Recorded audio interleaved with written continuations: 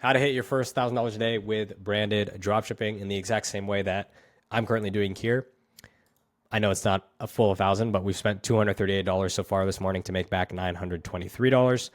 And I'm also going to show you how several of our students are crushing it with this strategy. Some going as high as $100,000 in a single week, $16,000 a day, complete beginners hitting their first sales, 5K days, 1K days, 2K days, the list goes on. So branded dropshipping, this is what it looks like.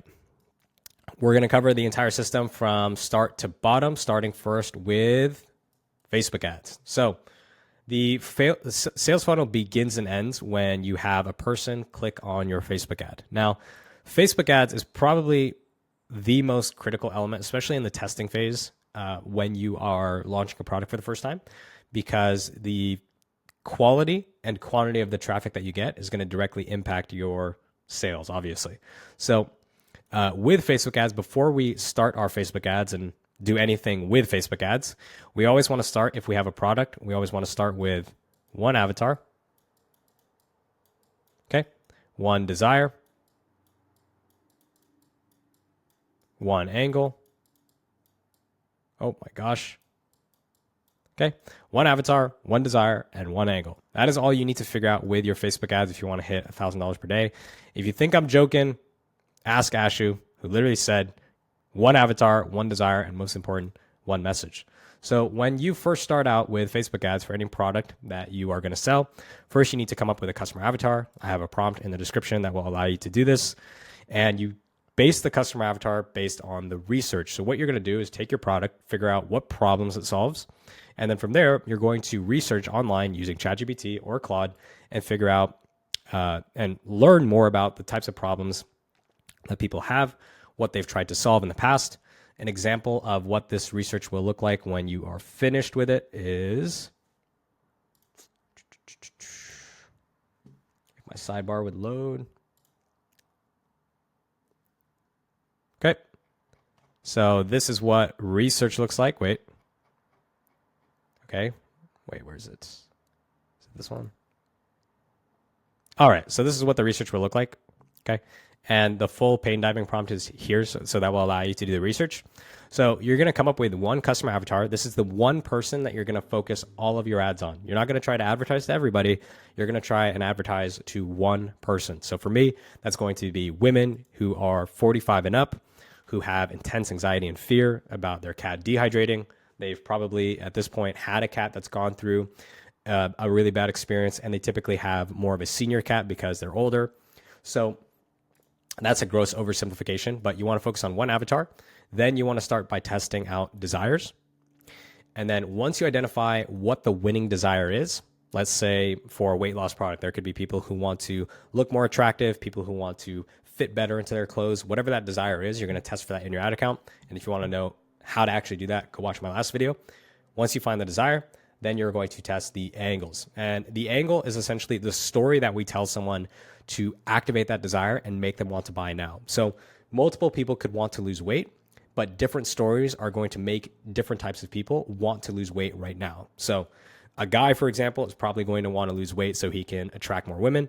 A woman, for example, is probably going to or could potentially want to fit into their wedding dress or fit better into their clothes. So different angles and different stories are going to activate those desires.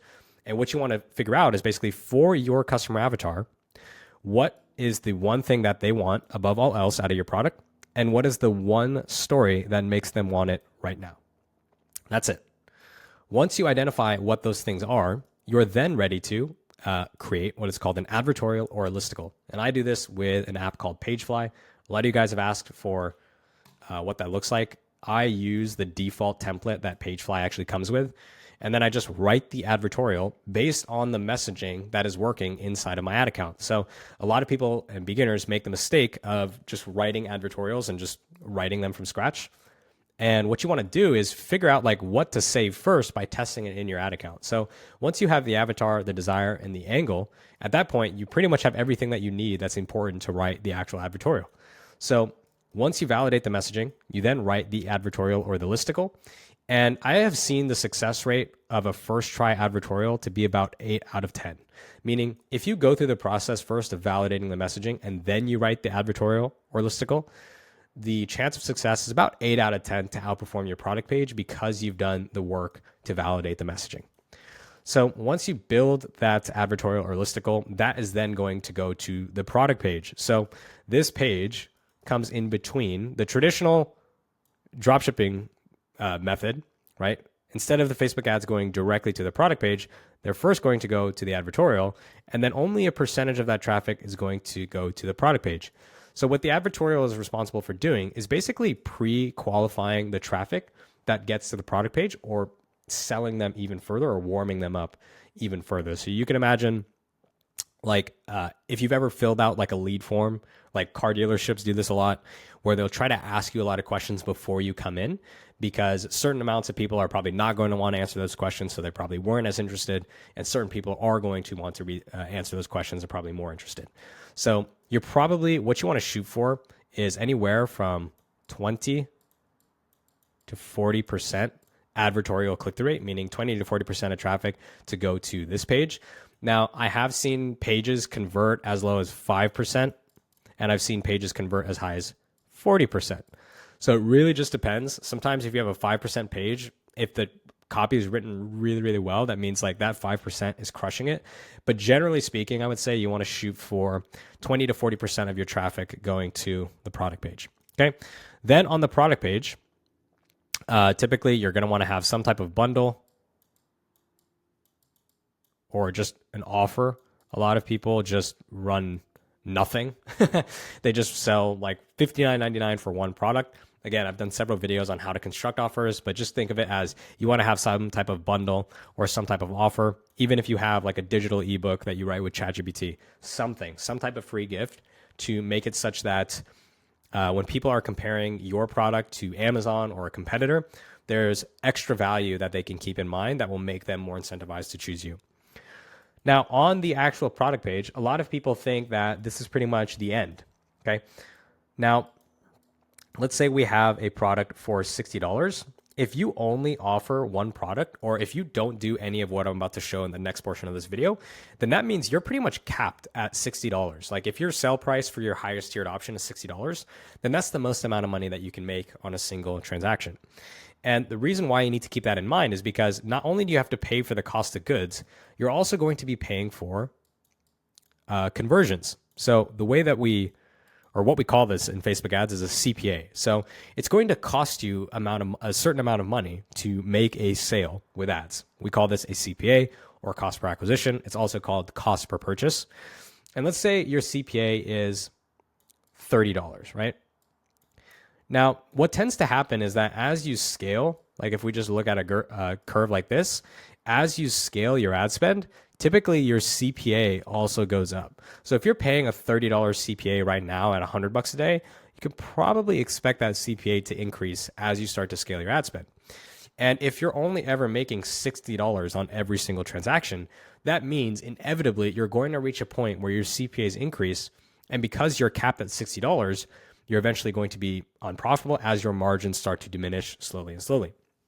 So what you need to do, and what is honestly one of the key difference makers between the noob dropshipping business and an actual dropshipping business, is you want to add upsells. So this is what the full upsell funnel should look like when you are completely dialed in.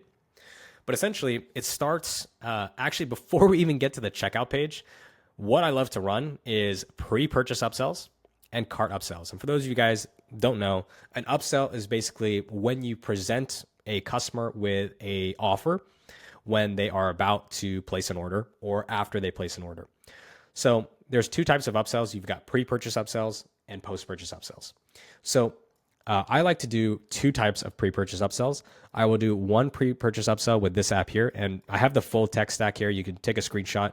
This is basically everything that I use to set all of these different things up. So I am typically going to have a pre-purchase upsell, which is basically if someone presses the add to cart button, I'm going to show them an offer. Then if they accept or decline that, their cart is going to open, and I'm going to present them with one or two more upsells in the actual cart themselves. Now, whether or not they accept or decline, they're then going to go to the checkout. If anyone abandons the checkout, I hit them with an abandoned cart flow and email automation. Not going to cover that too much in this video because I really want to focus on the upsells. Then after someone checks out, we are going to hit them with a series of offers that look like this. So you're going to have upsell number 1. If someone accepts an upsell, they always go to the next upsell in the funnel. If someone declines an upsell, then they go to the downsell. So let's say someone takes upsell number 1. I'm then going to send them to upsell number 2.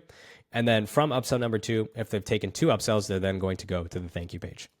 But as you can see, if I have a $20 upsell here and a $40 upsell here, eventually there's a certain percentage of orders that are actually going to take upsells. And because they're taking these upsells, that is going to increase your average order value.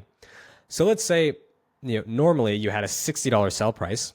Just by offering someone a $20 upsell, they've now spent, by the time they get to the thank you page, $80. And remember, we didn't spend any more money on ads to acquire this customer. We acquired this customer, let's say, for $20. And now, just by offering them more things to buy, typically you can just offer them more of what they already bought or offer them a complimentary product. They've now spent $80 with us as opposed to the original $60 with us. And so that is why, like, if you look at my actual funnel, you will see that even though my sell price is $60, my average order value is $114. And the reason why it's this level that it's at, why my sell price for one individual product is $64.95, but my average order value is $114, is literally just because of all these different upsells and things that I'm offering. And so if I was to not add any of these upsells, my average order value would be about $65, and I would be capped at that average order value, which means if my CPAs increase, I'm pretty much screwed.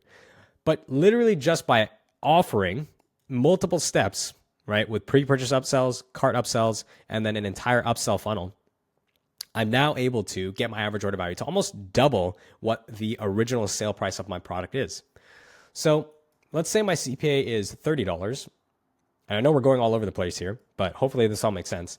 If my CPA is $30, and let's say this increases to $40, well, to me, that doesn't really matter because I'm still making a shit ton of money because I'm actually upselling and my average order value is significantly higher than my original product cost. So that is the importance of having upsells.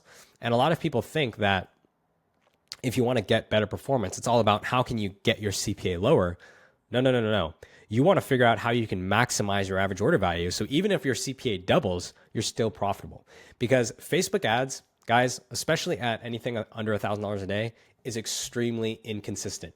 You're going to have high days, you're going to have low days. But if every single day, regardless of how Facebook is performing, you're maximizing your average order value, especially if you can get to a spot where your average order value is 2x your selling price, doesn't matter if Facebook ads has a 20% worse day or a 20% better day. As long as my average order value is sky high, I'm going to significantly limit the number of days that I'm losing money because of all these upsells and because my average order value is as high as it is. So guys, this is the funnel from a bird's eye view.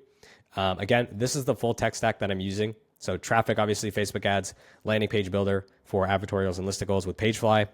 I like to use Upcart unless your theme has a good cart by default, like Shrine's cart by default is pretty good. So you won't need Upcart. For my upsells, both post-purchase and pre-purchase, I'm using one-click upsell, email marketing, which we'll cover in future videos, but I'm not going to cover that in this video because honestly, upsells are more important, especially when you're just testing a product. And then for offers, Kaching bundles is the best. And then we don't really need to cover fulfillment in this video. Really what I want you guys to take away is if you currently are having decent success, or even if you're break even with your current product page and your current product, just add on some upsells and watch what happens. Watch what happens. You will make significantly more money if you can get to a spot where your average order value is significantly higher than your selling price, and you will just scale much further and make a shit ton more money. So yeah, guys, that's going to do it for this video. Hope you guys enjoyed this content as always. If you did, make sure to leave a like, comment, and subscribe. If you're interested in learning how to start and scale your first branded dropshipping business in a little bit more detail and a little bit more kind of guidance, then click the first link in the description to check out God Tier Ecom. If you're seeing this portion of the video, that means right now you can still join for an entire year and get 60% off, which is mind-blowing. And there is a 7-day money-back guarantee, so you can try it out for a week, and if you hate it, you can get your money back. No questions asked. Hope you guys enjoyed this video. Catch you in the next one. Peace.